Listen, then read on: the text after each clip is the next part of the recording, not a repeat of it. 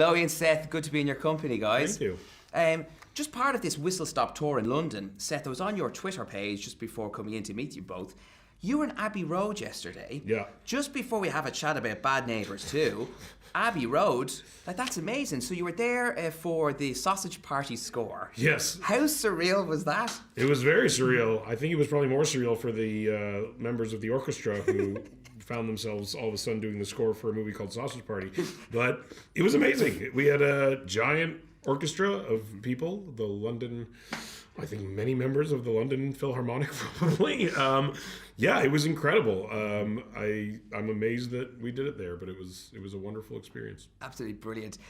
Chloe, I want to ask you about improv, because when you're working with these boys, this is second nature to them.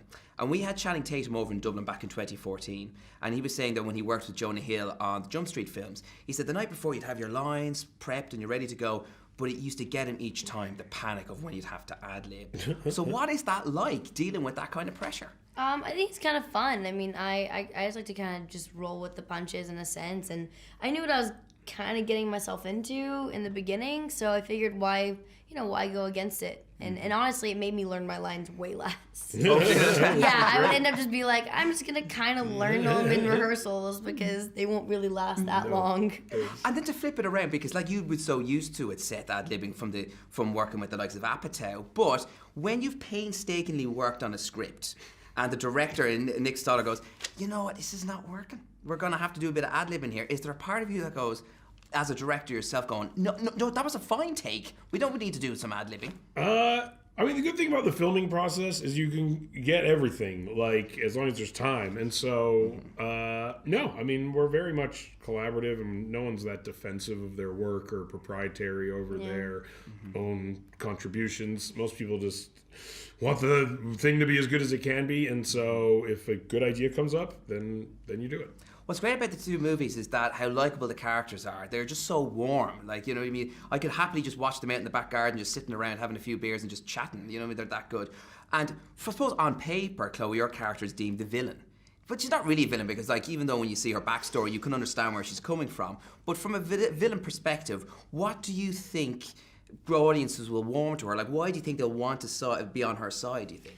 Well, I think what's funny about the story is that, I think more than in the first one, I feel like Shelby and the girls actually have like a pretty solid cause, and I think honestly Mac and Kelly understand that, and that's why they're kind of like pushing it, but they're really just like, we want you to do your thing, but just we're don't. Conflicted because what they're doing is right, but we want to destroy them, and so it creates some issues. Yeah. And some great scenes. I've got something a bit mad now to throw at you, right? Great. I need you to go into agony aunt and agony uncle mode, if that's okay. I don't know what that means. So this is a bit of advice needs to be passed on, right? Don't worry, this is nothing too scary. Okay.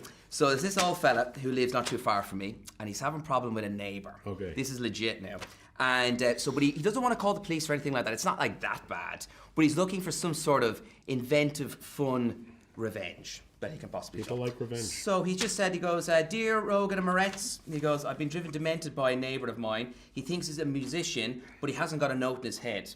He's recently taken up a new instrument that makes an almighty racket. He's been huffing and puffing on this joke for the last 2 weeks, and has now started playing it in the back garden at mad hours of the day. He started playing bagpipes. Anyway, I've tried talking to him about the noise, but he won't listen. What can I do? Any suggestions? It's a tough one. You could puncture his bagpipe. Yep. I don't know how bagpipes work. Pour water in it. That might only make it sound better. I think if add an extra hole to the bagpipe. Yeah, I don't know how note. it is. Yeah. Finally, just before we go, Bad Neighbours 2, we're hoping it's going to make a lot of money at the box office, but maybe the new trend when it comes to sequels is crossover movies. We're seeing it now with the Jump Street movie and Men in Black crossing over. So I'm thinking, if you could cross Neighbours over with another movie, what would it be? Fast and Furious, easy. Fast and Furious Neighbours. 100%, especially since Charlize Theron is in it now. We live next to that house that Vin Diesel lives in. We're ready. Perfect. That gets blown up. That'd be great. Dominic Toretto moves in. Exactly. This will write itself. Seth and Chloe, thank you so much for your time. Thank you. Cheers.